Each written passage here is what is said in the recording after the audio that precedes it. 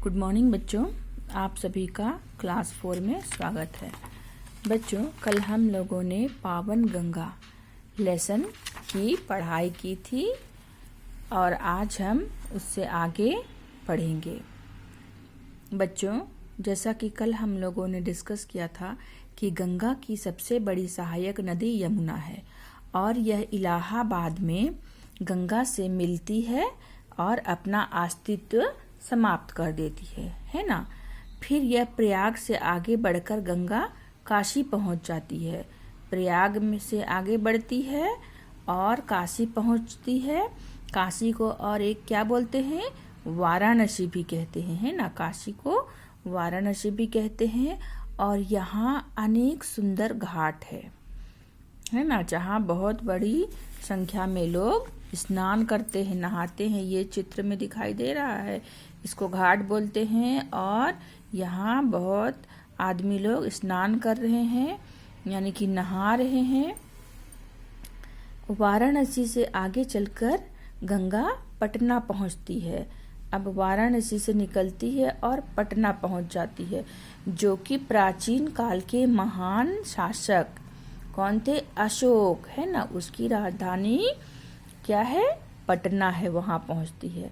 फिर गंगा पटना से चलकर पूर्व की ओर बढ़ती है और कहाँ पहुंचती है, बंगाल पहुंचती है और अनेक धाराओं में विभक्त हो जाती है, यानी कि बट जाती है, बटा हुआ जिसको बोलते हैं। छोटी छोटी धाराओं में अलग अलग हो जाती है, बट जाती है। इन्हीं में से एक का नाम है हुगली, है ना। इन्हीं धाराओं में से एक का नाम क्या है, हुगली है। कोलकाता हुगली नदी के तट पर बसा है ना। कोलकाता कहाँ, कौन सी नदी के तट पर बसा है, एक नदी का नाम है हुगली, उसी के तट पर बसा हुआ है। और हुगली नदी जहाँ सागर से मिलती है उस स्थान को गंगा सागर कहते हैं। याद रखेंगे सभी बच्चे। कोलकाता कहाँ पर है, कोलकाता किसके तट के किनारे है, बसा हुआ है, हुगली नदी के, है ना। और हुगली नदी सागर से मिलती है और जहाँ पर यह मिलती है जिस सागर से, उस स्थान को गंगा सागर कहते हैं। ठीक है। अब गंगा अपनी यह यात्रा 2465 किलोमीटर का लंबा रास्ता तय करके पूरी करती है। ये पूरी यात्रा को तय करने में इतना समय लगता है ना। और इस सफर में अनेक छोटी छोटी नदियाँ इसमें मिलती रहती है, बीच बीच में छोटी छोटी नदियाँ भी मिलती है इस सफर में। और यह भारत के उत्तरी मैदानी भाग को हर वर्ष उपजाऊ मिट्टी से ढक देती है।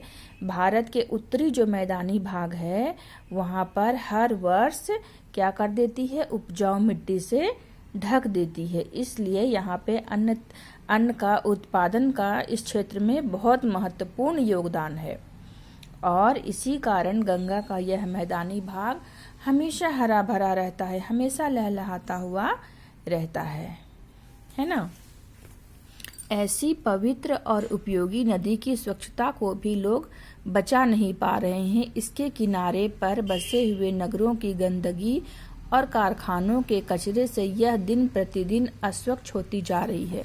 देखो, ये इतनी पवित्र और उपयोगी नदी है ना, लेकिन भी लोग वहाँ पे कूड़ा कचरा सब डालते हैं और जो कारखानों से कचरा निकलता है वो सबको डालते हैं और ये पानी, स्वच्छ पानी को अस्वच्छ कर रहे हैं। अस्वच्छ होते जा रहा है, गंदा होते जा रहा है यहाँ का पानी भी। तो अच्छा है कि सरकार का ध्यान इस ओर गया है, मतलब सरकार अब इस ओर ध्यान दे रही है और गंगा के जल को प्रदूषण से बचाने के लिए अनेक कदम उठाए गए हैं सरकार के द्वारा, है ना। इसका ताकि जल प्रदूषित ना हो, स्वच्छ रहे, लोग इसमें कूड़ा कचरा ना डाले, इस ओर अभी सरकार ध्यान दे रही है। और इसमें गंगा की सफाई सबसे पहला कार्य है ना। गंगा की सफाई करना सबसे पहला कार्य है। कुछ ऐसे भी उपाय किए जा रहे हैं जिनसे नगरों की गंदगी इसकी धारा में ना मिल पाए। सरकार के द्वारा और बहुत से उपाय कर रहे हैं, जो कि कारखानों आदि से जो गंदगी इसमें डालते हैं ना, उसको इसमें नहीं डाला जाए, इसकी धारा में नहीं मिलाया जाए। यह एक शुभ संकेत है। क्या है? यह एक अच्छा संकेत है। गंगा की निर्मल धारा निर्मल ही बनी रहनी चाहिए, क्योंकि गंगा नदी तो पवित्र है और इसकी धारा को गंदा नहीं होना चाहिए, स्वच्छ ही रहना चाहिए। इसलिए निर्मल ही बना रहना चाहिए और सभी भारतवासियों का क्या हो, कल्याण हो सकता है इसी से। नेहरू जी ने गंगा की महत्ता बताते हुए कहा था, हमारे पंडित जवाहरलाल नेहरू जी हैं, वो गंगा की महत्व को बताते हुए यह कहे हैं, गंगा तो भारत की प्राचीन सभ्यता का प्रतीक रही है ना। गंगा तो भारत की प्राचीन सभ्यता का प्रतीक रही है, निशान रही है। सदा बदलती, सदा बहती, फिर भी वही गंगा की गंगा। यही गंगा मेरे लिए निशानी है, भारत की प्राचीनता की, यादगार की, जो बहती हुई आई है, वर्तमान तक और बहती चली जा रही है, भविष्य के महासागर की ओर। ये कौन बोले थे? नेहरू जी ने बताए थे, है ना, गंगा के महत्व को बताए थे। ठीक है, तो उम्मीद करती हूँ कि आप लोगों को गंगा, पावन गंगा नामक लेसन अच्छे से समझ में आ गया होगा, है ना। तो आप सभी इसे और अच्छे से पढ़ेंगे और समझेंगे। आज के लिए इतना ही। धन्यवाद।